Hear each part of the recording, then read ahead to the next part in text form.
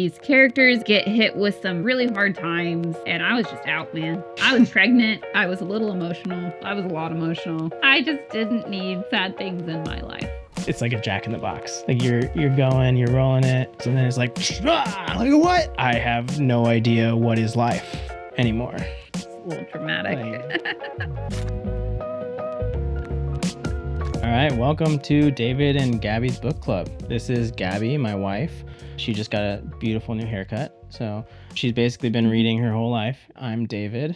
I just joined this whole reading thing just this last summer of 2023. So this is just our podcast to discuss books and book-related topics. So yeah, today we're going to be talking about the top books that we read in 2024. We're going to walk through some criteria of how we chose those books. We're going to go over the top 5 books and give a quick synopsis of 2024, including some of our DNFs, which there might be some shockers in there. She DNF'd a book I thought was crazy. I feel confident in my decision that I DNF'd it. Another note is that all of the book discussions that we're going to have are going to be spoiler free. At least in this episode. Yeah. So feel confident to watch if you haven't read the books. Yeah. Do you want to go over well, first I'm going to go over the clarifications first. Okay. So we have clarifications, then we have criteria. Okay. We had a long discussion on what the difference was. Yes. So it may have we think through things very differently. May have gotten heated. Yeah. So to clarify, there are 2 separate lists. So we didn't come together and decide the top 5 for both of us. Gabby has her top 5. David, I have my top 5. Uh-huh. And then these are all books that we read in 2024. Great. So, and they're the ones that we read in 2024. This isn't like Goodreads top 5 for 2024, New York Times. I don't even know if New York Times has a list or whatever. But yeah, these are books that we personally read 2024, spoiler free, like Gabby said. And then we're going to go through these reverse order. So like Gabby's going to say her number 5, my 5, her 4, my 4, and then all the way up to 1. And we're going to have links to all of these books that we talk about in the links in the description or the show notes, wherever you're watching or listening to. So yeah, you want to go through the criteria? Yeah, so thinking out of the whole list of 2024, it was so hard to decide what was our top 5. So some of the criteria that we used to help make that decision, once again, we had to read it in 2024. If we thought about the book again after we read it, that would be one of the reasons we could choose it. The book could have impacted our life in some way after we read it. And then if we have or would recommend this book to others. Those are the things that we use to help choose our top 5 list. All right. Do you want to start or you want me to start? I think you start. Okay. I guess another clarification is like most of what we read is like fantasy and fiction, but there might be some nonfiction thrown Honestly, in there. my list is all over the place. Yeah, like mine's mostly like fiction, nonfiction, but there are a couple other stuff sprinkled in, like my number 5. So my number 5, I was between 2 books. Okay. It just matters what one you landed on. Yeah, well. And I would almost put them together, but they're just like, I feel like all of Cal Newport's books are pretty much the same. And it's a Cal Newport book. If you haven't read him, he wrote Digital Minimalism, which has been really popular lately. But it's not that. It's So Good They Can't Ignore You is what the book that I put on here. Oh. So I was between this and one of his other books, Deep Work. I was going to say, you've talked about Deep Work more. Deep Work is... I've heard you reference that one way more than So Good. Yeah, I was between both of them, but I think this one... So... How did that one out?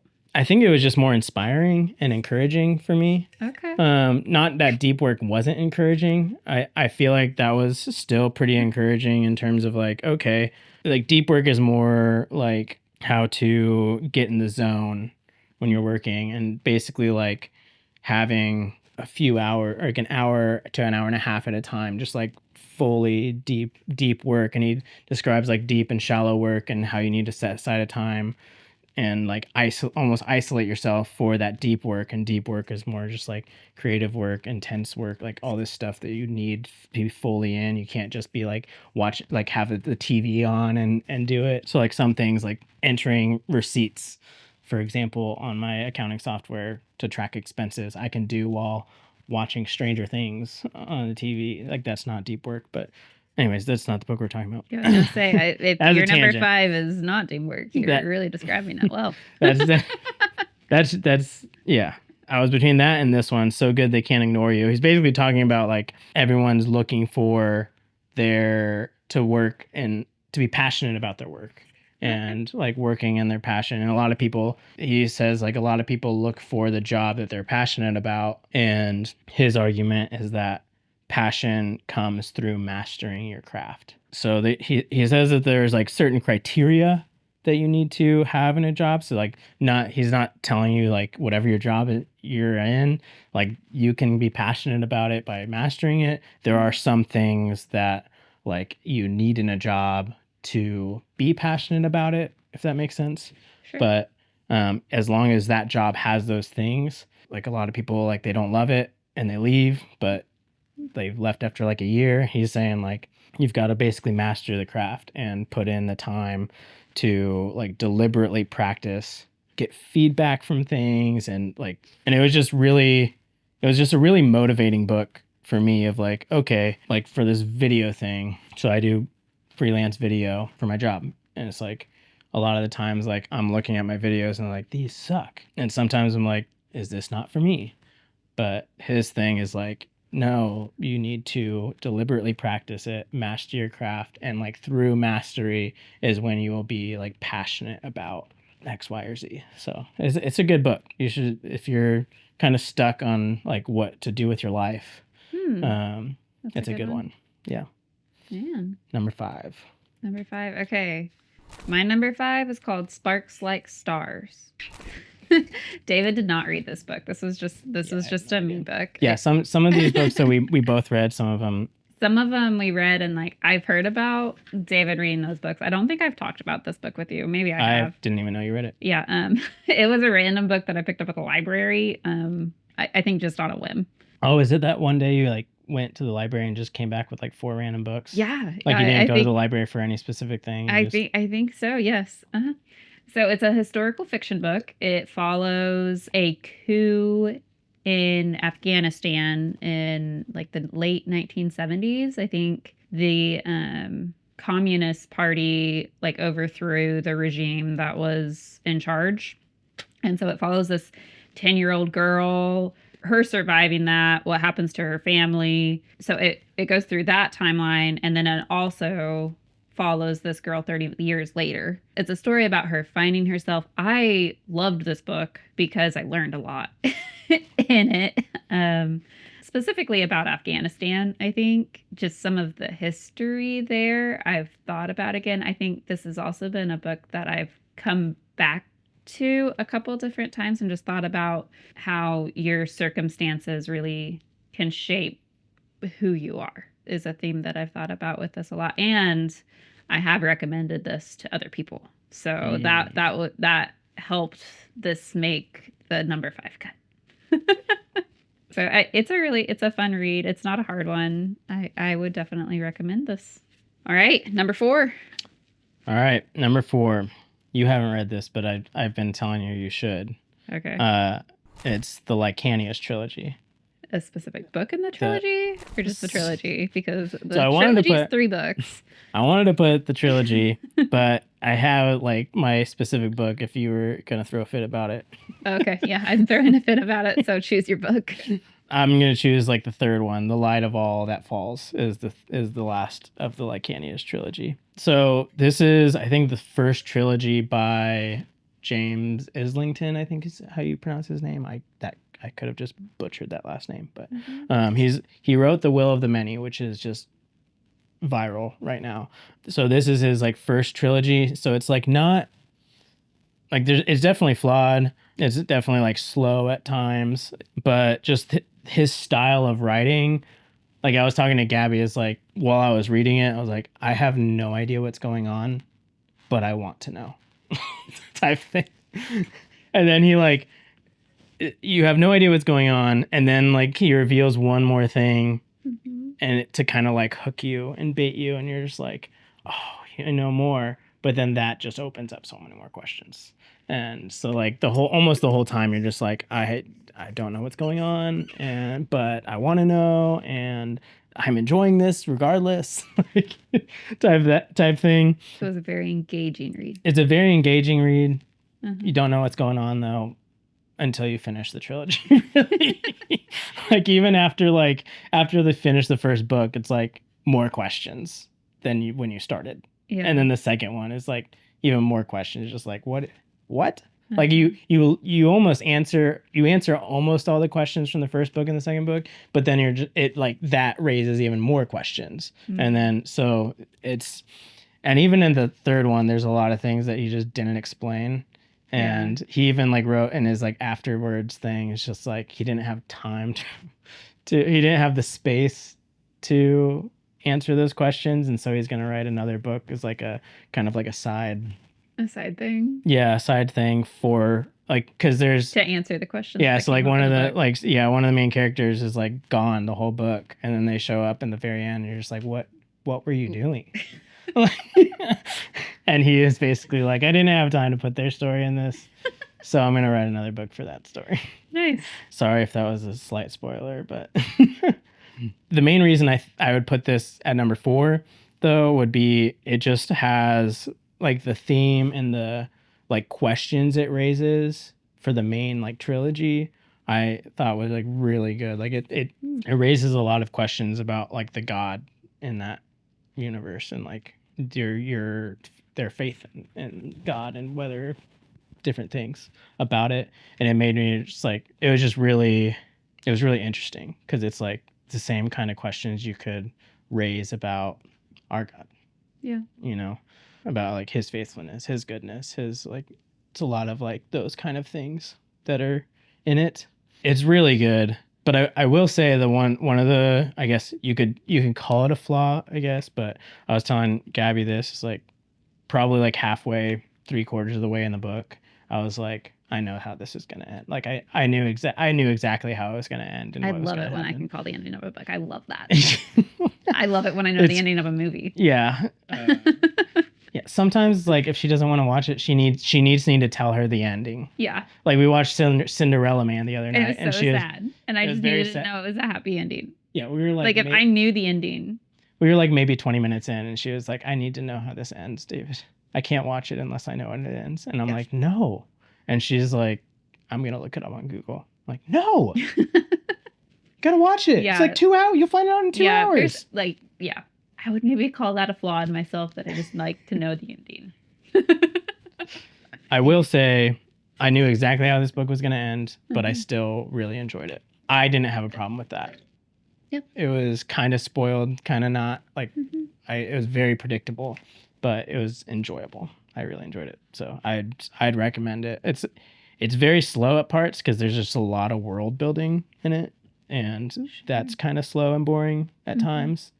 But it's overall, I really enjoyed it. All right. So my number 4 is called Banyan Moon. Once again, I don't think I've talked to you about this at all. Yeah, it's like I think part of it is that I just don't talk about my books as much as you do, which is strange because usually I'm the external processor and you're the internal processor. But maybe I just because I've processed it and I'm sharing it because it's like. Yeah. I'm excited about it. I also think that I just don't have a chance to sit down and talk to you to process it, right? Like now we will have more time. That's true. That's part of the reason we're doing this. So Banyan Moon, so I was so torn about putting this as number 4 because as I was reading it, it was almost a drag at time to read it.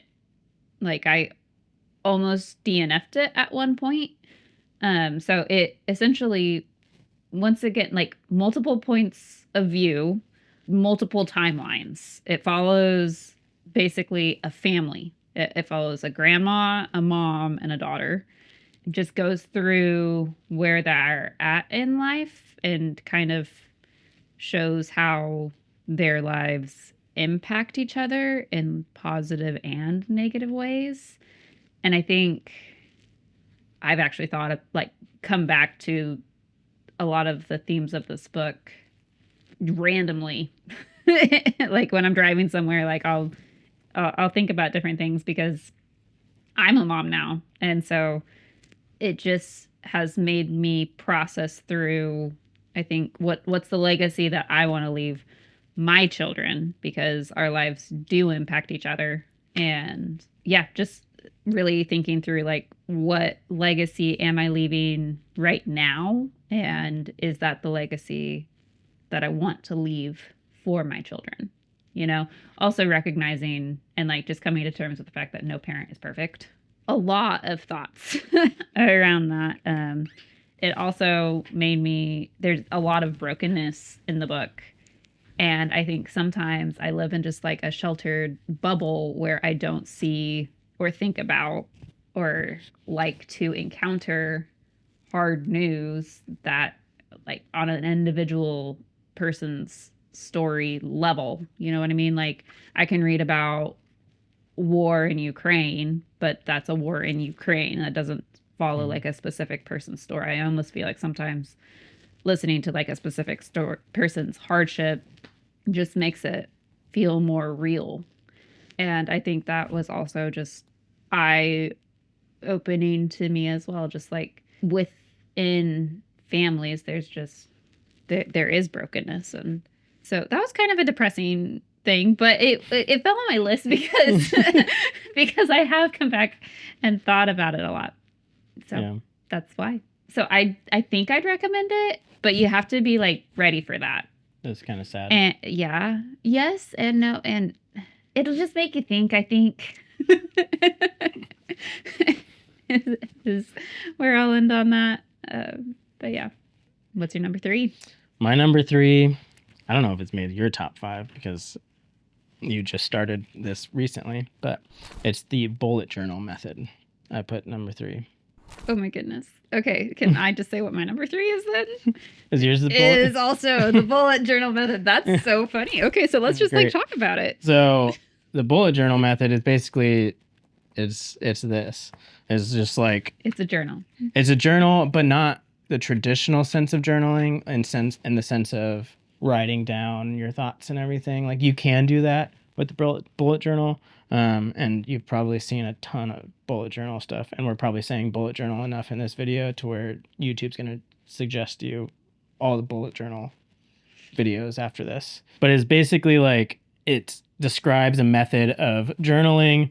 You basically like have your month, your tasks, and it has a good method of like every day you write the tasks for that day, and or notes or events or anything, and you mark them off. And then at the end of the day, if there's nothing, if there's a task you didn't get to, you either move it to the next day, cross it all out, this is irrelevant in my life now, or you move it back to a long-term list. So either your like long-term calendar, your monthly tasks that you want to get to done that month, but not necessarily today or tomorrow, or just different things. And it's, for me, I've always had a trouble keeping up with and organizing all of these other task managers.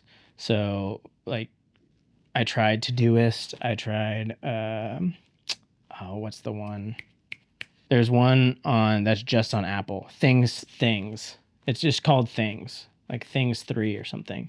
Or it might be Things 4 at this point, but it's only on Apple products. Okay. And that one's also really good, but like, it gets overwhelming for me because it just has everything, and you have to sort it and do all that. And he kind of mentions that in the book, that like sometimes it's overwhelming and it loses intentionality because it's just so much everywhere, and then it just gets lost, and it's still clutter in your brain, but it's not in your life anymore. Like, it needs to just be cleared out. And so that's kind of what he does. It's like you're either moving it forward or getting rid of it, having to rewrite these tasks every day if you're not getting it done or whatever.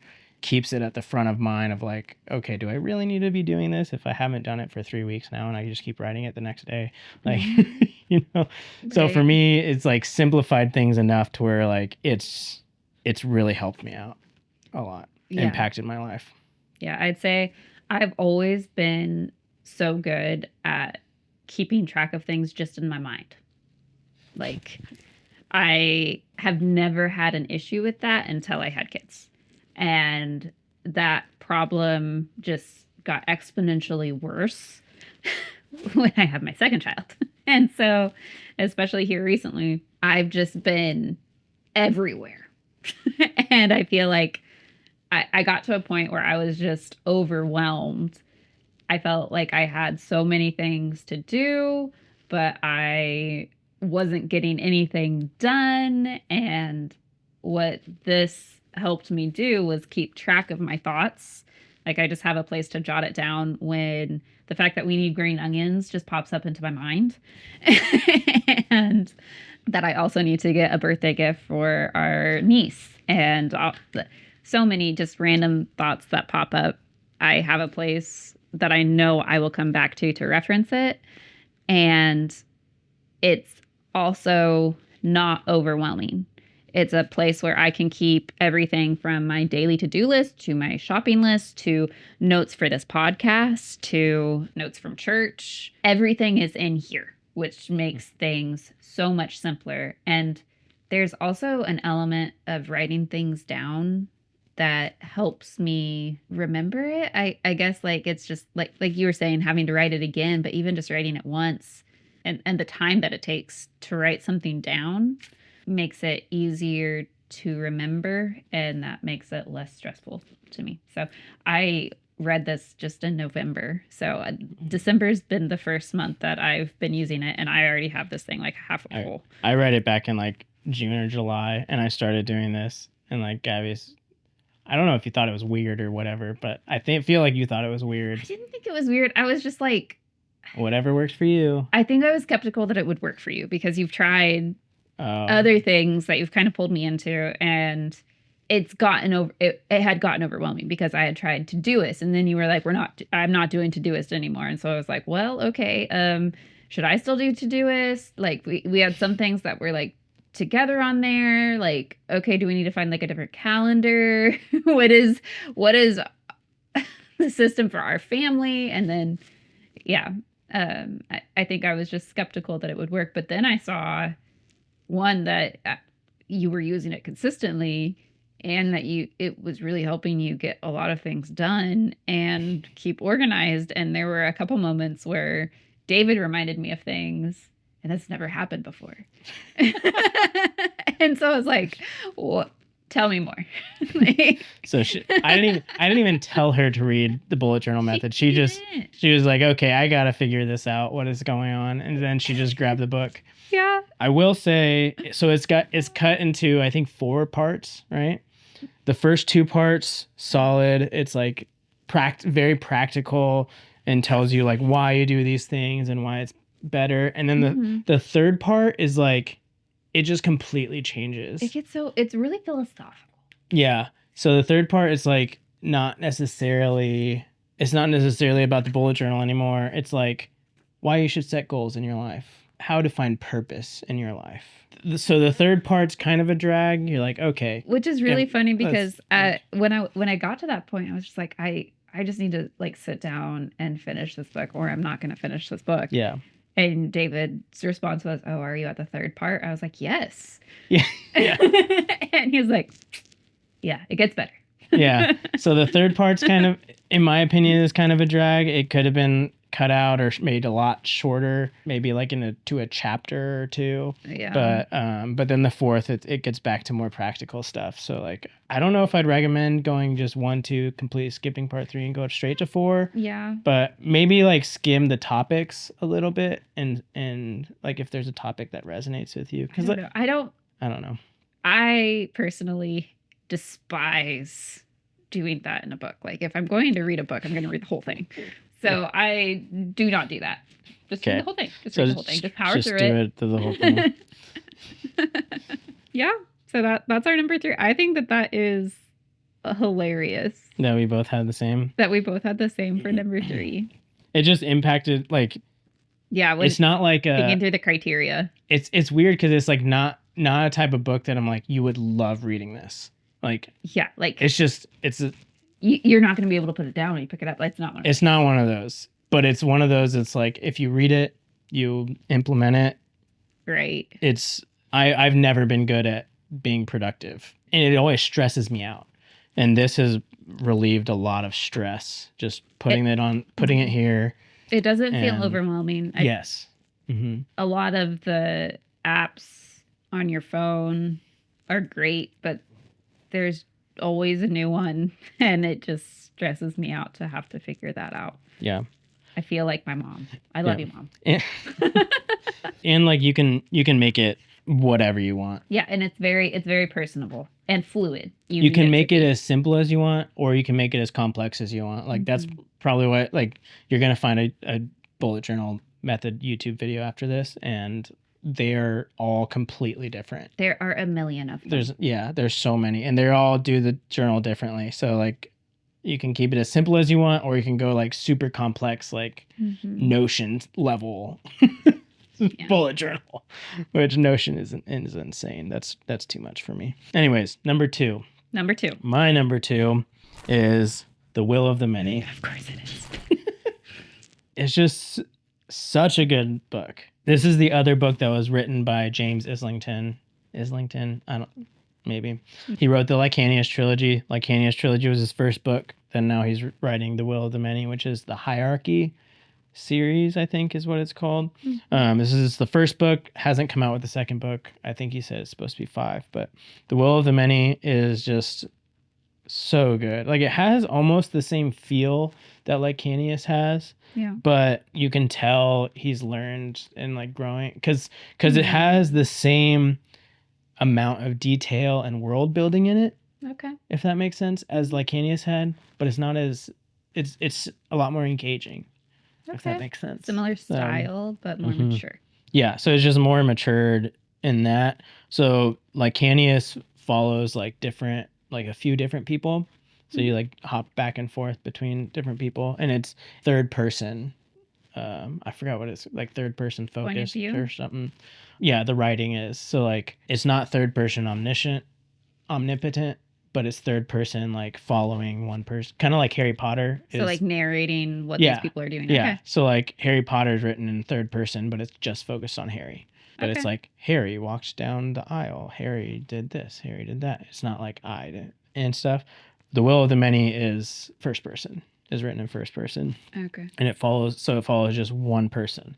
And it also has the style of like, you don't really know what's going on. You don't even know who this person is, because it's like he's in this world where the magic systems, like you have will. So like my energy, my focus, my alertness is like my will, if that makes sense. And the magic system is like, I can use that will to do stuff. We each have our own will. And then the hierarchy is like the bottom level. You have to seed, I think, like half of your will to the top, or to the one level above you. So like the level 7, then I forgot the exact words for them, but like the next up, they have their will plus, I think you get 7 people are seeding to you. So now you have your will and half of 7 other people's will. And so now, like, in terms of like lifting the couch, you need 2 people to lift the couch. Well, now I have the will of 2 people to lift that couch by myself, if that makes sense. And then that level, 7 people in that level seed half of their will to the next level. So now that people have 7 of this level who each have 7 of that level. And it goes up to like, I think there's like 8 levels. So yeah, that's kind of the system. And he hates this system because it's very like, you're literally giving up half of your focus, your strength, your energy, your like, so the bottom half is like oppressed in not just like the system, but like you literally don't have the like nobody's seeding to you. So you literally don't have the energy to do anything. Really. He's just he's been scarred by the hierarchy. He hates the hierarchy, he doesn't want to be a part of it. And like he's about to become of age to where you're required to seed or receive. And he just doesn't want to be a part of the system. And you don't exactly know why, because he has a past that you don't know about. Like he had to completely change his name and his identity, because if they find out who he really is, like they'd probably kill him. And you're just like, well, that's kind of a big deal. And you have no idea why the hierarchy would kill him if they knew who he was. So you're kind of following him, and there's just a bunch of like corruption, and he gets sucked into this like kind of conspiracy type thing. And he's trying to figure out this conspiracy at this school, this academy. So he goes to the academy to like train for, I think like a Quintus or something is like the 5th level or whatever, up to the top, to like become an important person in their system. So basically he's like sent to this academy to figure out like what's going on, because something fishy is going on there. You have no idea what it is. It's another one of those like you don't know what's going on, you have no idea what's happening, and you reveals a little bit at a time. But it's the ending that was just like, what? If you watch Daniel Green, he's a fantasy book YouTuber. He described it really well in terms of like, he called it like, it's like a Jack in the Box. Like you're rolling it, and it's like singing the song. You're like, oh, this is fun. This is a nice book. This is a really good. And then it's like what? That's the kind of book it is. It's like really good the whole way, and then the very end it's just like, and like, what is going on? And so now I'm like, I need the next book now, because but he hasn't written it. It's just like completely burst open of like, I have no idea what is life anymore. It's a little dramatic. Like, yeah. It's crazy. So that's why it's your number 2. Yep. Mm-hmm. Okay. My number 2 isn't, you're going to laugh.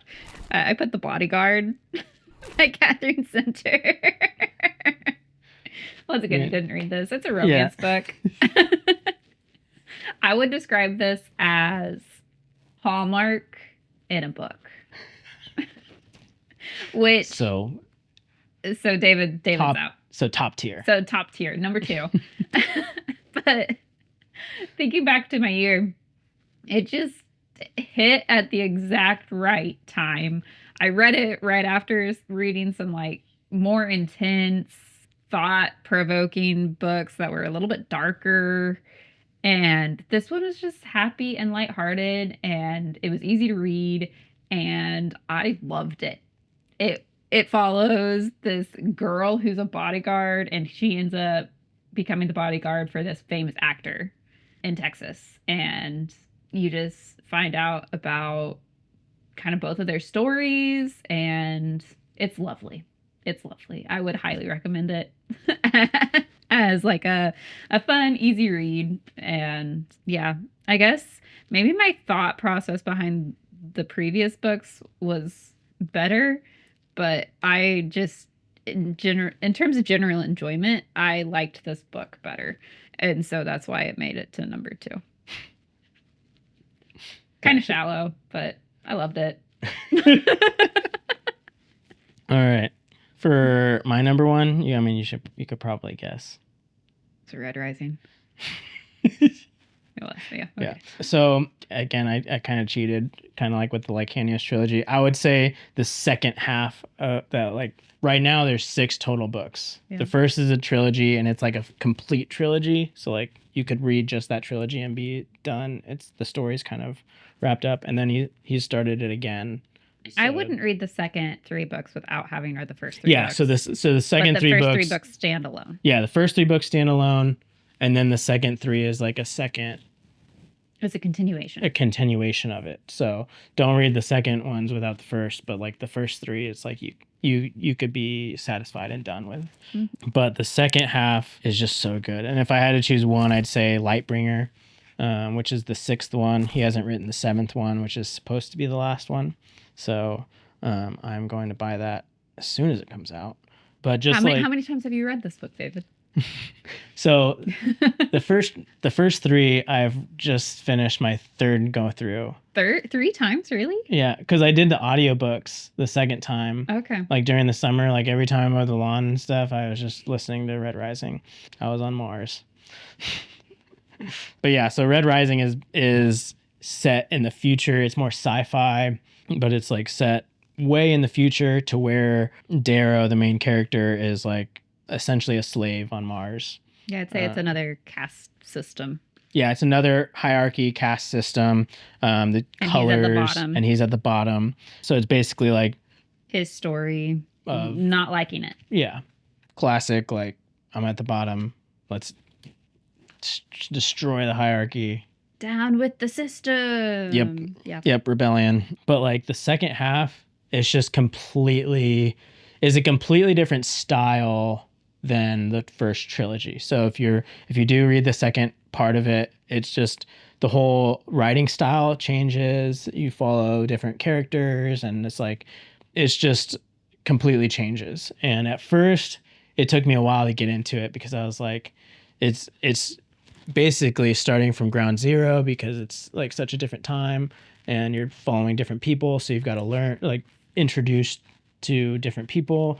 Right. And it's just very different. It's one of those things where it's like, took me a while to get into it, but after I finished Lightbringer, like, I could not stop thinking about this series, like the second half of the series specifically.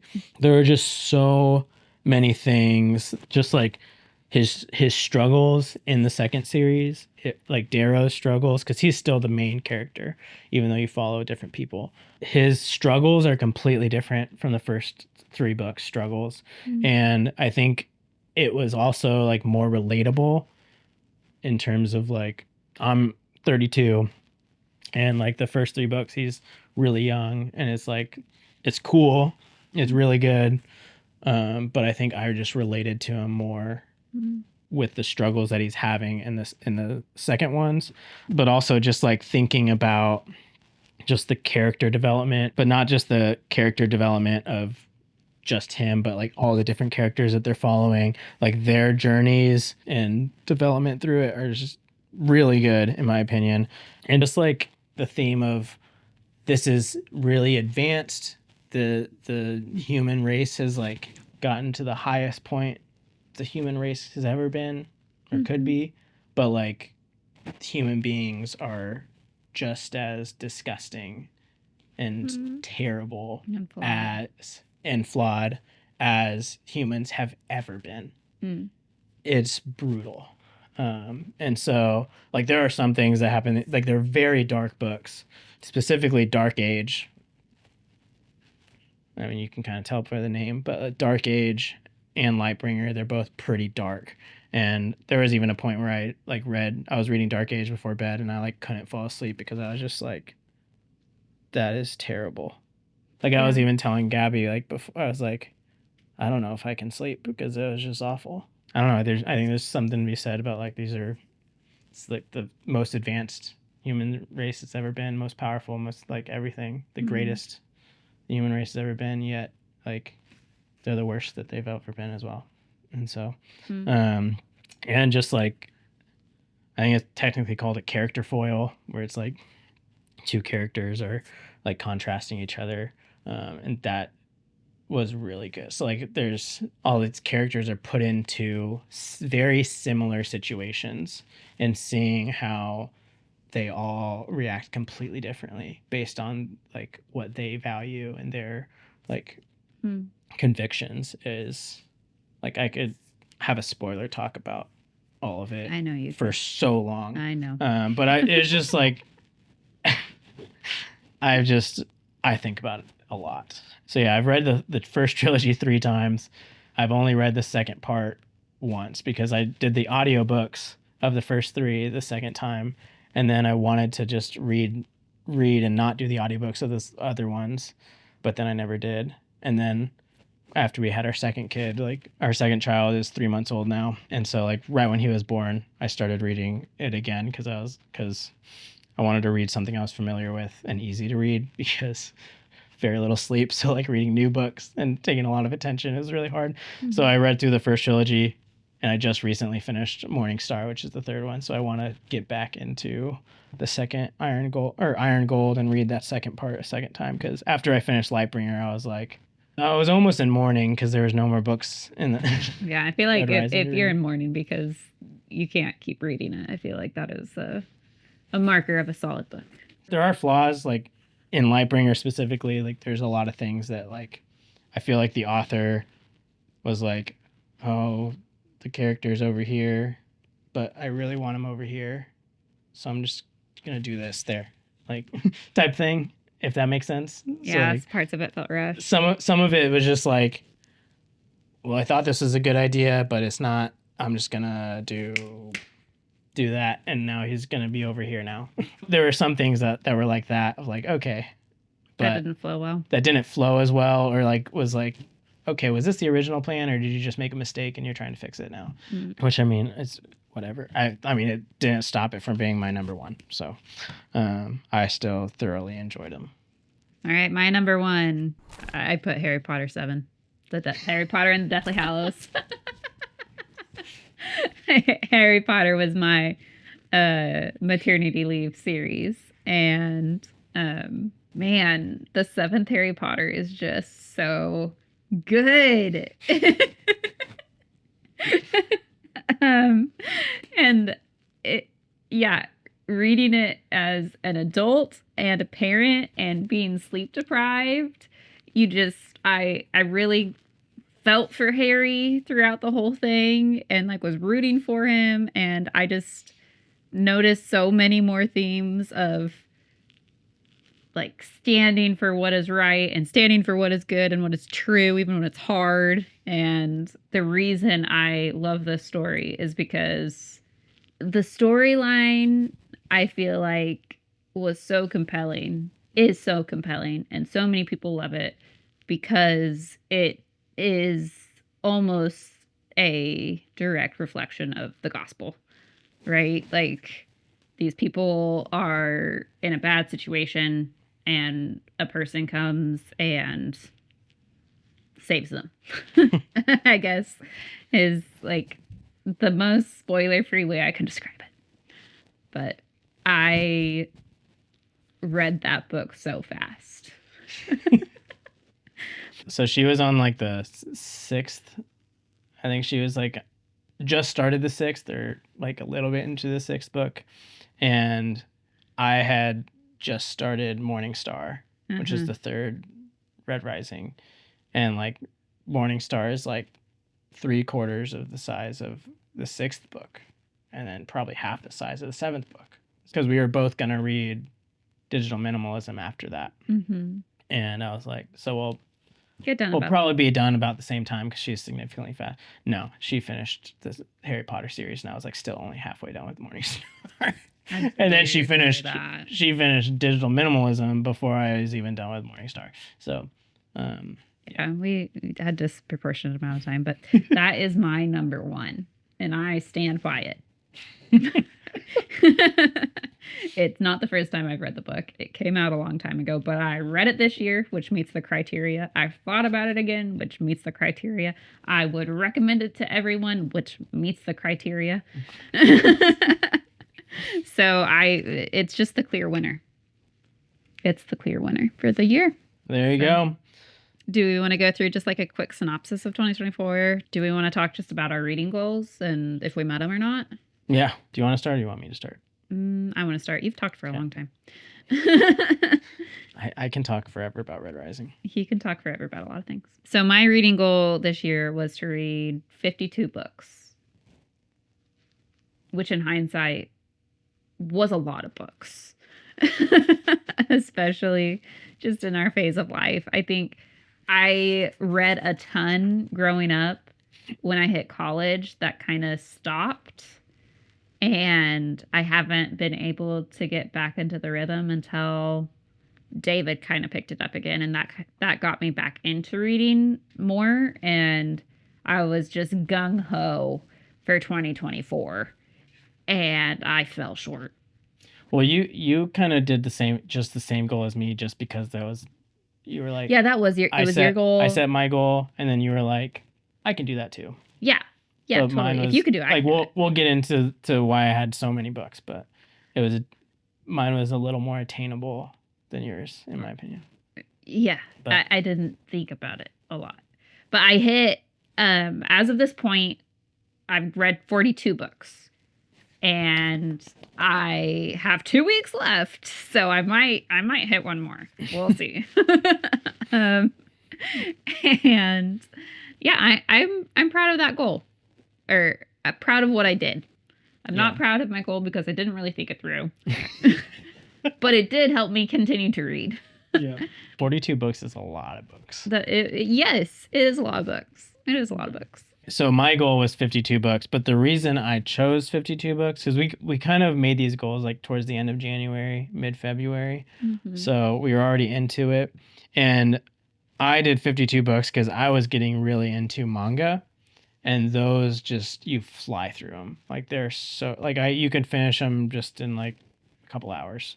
So because of that, and I was reading One Piece and Dragon Ball Super. I was like, these I can just nail out the only thing that was holding me back was the holds at the library. And that was literally the only thing. So that's why I did 52, because I was thinking of the manga, because you can just blow through those. Yeah. And so I chose 52 books thinking I'd probably read like 20, 25 books and the rest of them be manga. But you were like, 52 books. That sounds good. 52 bucks. Sometimes I'm just like, I don't always think things through. And I'm pretty stubborn. And so... Yeah. So it's a good description of what So happens. I have two numbers. So one of them, when I started tracking them in my bullet journal, I basically did, okay, I'm going to count each manga series that I've read as one book. I got through 18 volumes of One Piece. I want to pick it back up again, but I read 18 volumes of One Piece and all these Dragon Ball Supers that are out right now. I think 21 or 22. I don't remember. But I read all of them. And so I counted just One Piece as one book and Dragon Ball Super as one book. So if I counted all the individual manga that I read in the total, it would have been 80. But if I counted just One Piece as one and Dragon Ball Super as one, I hit 44 books. You beat me. So yeah, I beat you. And like I'm about to finish 2 more, and then maybe 1 more before the end of the year. I could finish. I'm like, I'm really disappointed in myself. I did have more time than you. I'm not a competitive person. Yeah, I mean, I work. I'm self-employed, and so a lot of those books were just burned through irresponsibly, neglecting my job. So I had more time to read than you did, because you actually have a job that you can't just like neglect to burn through Red Rising all day. That's fair. There are plenty of times I did I was like, I did something this morning, and then I just read Red Rising the rest of the afternoon. But I think did I read more in 2024 than I read in 2023? Absolutely. Mm-hmm. And was part of that because I had a goal of 52 books? Absolutely. So I should have sat down and thought about it a little bit more and had a better game plan, but I think it helped the overall mission of just reading more. Oh, yeah. All right, let's talk about our DNFs. Do you want me to go first? Yeah, you can go first. Okay. I need to track the DNFs for this next year, but because I didn't track my DNFs, I just had to think back and try to remember them. I DNF'd Station 11, and that was more because... It was kind of an in-between book for you, wasn't it? Yeah, it was an in-between because I was waiting on a hold in the library, and I didn't have anything else, and we have Station 11. Right. And I was like, oh, and so then I got like a chapter into it, and then my hold came up, and I was like, forget Station 11. Yeah. I'm reading my book. And so that's what happened there. Well, it's funny because my second DNF was the book I was waiting on. It was Shadow of the Gods. Oh, yeah. Yeah. So it's the Bloodsworn trilogy. I've heard so many good things about it. I DNF'd it. I was about like 100, 150 pages in. But that DNF was because like this was right after we had our baby. And that's when you decided to do Red Rising. Yeah. And it was just like Shadow of the Gods was like very detailed and like it had to build a whole new world. Yeah, it's one of those books. Like, I'm sure it's great, but like it's like a Viking, Nordic feel type thing, and it was just very hard for me to like focus enough to like understand what was going on, if that makes sense, because I was sleep deprived. Yeah, I was just like, I can't. I kind of have an idea what's going on, but I don't really know what's going on right now. So I was like, I'm just gonna read something that I know that's easy to read and like I've read before, and that's when I decided Red Rising. So yeah, that's the reason I DNF'd that. Mm-hmm. I did put Iron Gold on here because I almost DNF'd it. But you didn't DNF it. Yeah, I didn't, but it's like, but it was because we started doing the audiobooks. You were like, just get it on audiobook. And because we were busy and it was like, again, it was like slow having to build a whole new world. I didn't really know what was going on. And then you were like, do the audiobook while you're like doing dishes or doing that and stuff. And so I started doing the audiobook, and then that's kind of like what helped me get past that. So that's why I put it there. It's like, if you didn't suggest the audiobook to me, I might have DNF'd Iron Gold, and I might have just missed out on like the whole my favorite 15-minute rant. Yeah, my favorite. You guys would have missed out on that 15-minute rant of Red Rising. You're welcome, everyone. Yeah. So blame Gabby for that. And then I also have Dune that I DNF'd. Well, I think I was technically 2023. That's when I tried reading Dune. I don't remember. But I think the biggest reason that was a DNF was because it's just, since it's a lot older, similar to like The Lord of the Rings, like it is just not an easy read at all. It's just very slow, very detailed. They don't explicitly explain things to you. You kind of just are in these meetings and you've kind of got to just figure it out. Mm-hmm. And it was very early in because like I just started reading last summer summer of 2023. And I think I picked this up like, I know I picked it up in like as my first book back summer of 23, and you were like, you don't start with that. Like you need to build up your reading chops more. And I think I tried it again towards the beginning of 2024. I don't remember. Yeah. But both times it's just like, I just need to build up my reading chops more before I can. Reading chops? Build up your chops. Have you not heard that term before? No. Okay, I'll accept that it's a thing. Maybe it's not. I always thought it was just like, you got to build up your chops first in terms of like. You gotta start small. Yeah, start small and work your way up to it. And so that's kind of what I need to do with Dune. So, but that was a DNF. Those are my DNFs. Mm-hmm. All right. So, my first DNF, a lot of my DNFs really disappointed David. My first DNF was Will of the Many. I just can't believe it. Okay, I'll just like tell you my DNFs first, and then we can go through why I DNF'd them, because a lot of the reasons are the same reasons. So Will of the Many was one. Dark Age, I DNF'd Dark Age, which is the... Well, you didn't even start. So you DNF'd... No, I started it. I got like a quarter of the way. Yes, huh? You started Dark Age? Yeah, I started Dark Age. I don't think you did. I did. I'm pretty sure I did. I'm pretty sure you finished Iron Gold and you were like, I'm done. I can't do it. No, I started Dark Age. Okay. I know what I started. I also DNF'd, was it Babel? Yeah, I remember that. Yeah.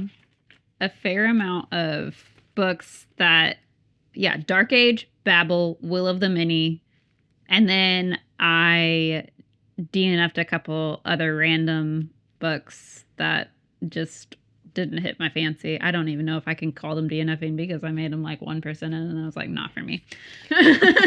So we'll just focus on the Dark Age, Babel, and Will of the Many, because all of them were just sad and dark, and just like when I was watching Cinderella Man, it's a movie set in the Great Depression, and it's this family that gets hit with some really hard times, and these characters in these books get hit with some really hard times, and or something sad happened, and I was just out, man. I was pregnant. And I just didn't need sad things in my life. I was a little emotional. I was a lot emotional. And so that is why The Bodyguard hit my number 2 and Harry Potter number 7 hit my number 1.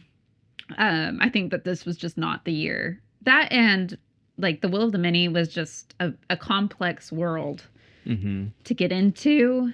And I also did not have the mental capacity for that. I think you should still try The Will of the Many. Yeah, these are books that I think I want to pick up again, especially after hearing how much you love them. It makes me want to love them like you love them. And I enjoyed the first 3 of Red Rising. I won't put it against you if you don't read Dark Age and Lightbringer, because Dark Age is very dark. It gets pretty rough. Because you didn't like, for those who have read it, like the end of the second book, the beginning of the third, you just didn't like because it was so dark. But I think part of the only reason you pushed through the third is because I read it. I was reading it first, and I was like, it gets better at this point, and if you make it past this point, he gives you a long break before. Right. Before getting back into it. Get sometimes really emotionally invested in characters' lives. And so when something really hard happens to a character, I'm like, it feels like it's happening to me. Yeah. You just get shaken up by it. And so it was a lot all at once in some of those books. And so I was just like, nope. She has like the opposite reaction to that kind of stuff, because like the end of the second Red Rising, like I read it and I was like, I need the third one like right now, and you read it, you finished it, and you're like, I need about 6 months. I need a fluff book. Where's The Bodyguard? Like just like I just need a breather. I need a breather. But it was just a time in my life when it was just not a good time to read really intense books, and David was just really getting into reading and he loved it, and so here for that. I'm glad that happened for you. But my reading year was a little bit different, but all in all, I'm really proud of us for 2024 for what we did, that we have enough books to like go through to choose a top 5 and it be a hard choice rather than just saying I read 5 books and so they are my top 5. Well, Anne is like, I think this is the most of. Like, I read more books this year than I probably read in my entire life, because I've just never been a reader. At least since you've gotten out of school, like grade school and stuff. Like, they make you read books. I was assigned a lot of books, yeah. Okay, fair enough. Maybe it was more books than you read in your entire life, but... Like, I could probably count on one hand the amount of books I read in high school. Yeah. Okay. I was assigned a lot of books to read in high school. A lot of books. I read probably 3 or 4. And I'm sure the 3 or 4 that you read, you liked. Yeah, that's why I only read 3 or 4, because that's, yeah. Anyways, let us know in the comments what your top 5 books are for the past year. And tell us how ridiculous it is that Gabby DNF'd Will of the Many. So. Or if you just understand where I'm coming from. Yeah, let us know your top 5 in the comments below. And yeah, it was good to hang out with you guys. We'll see you next time.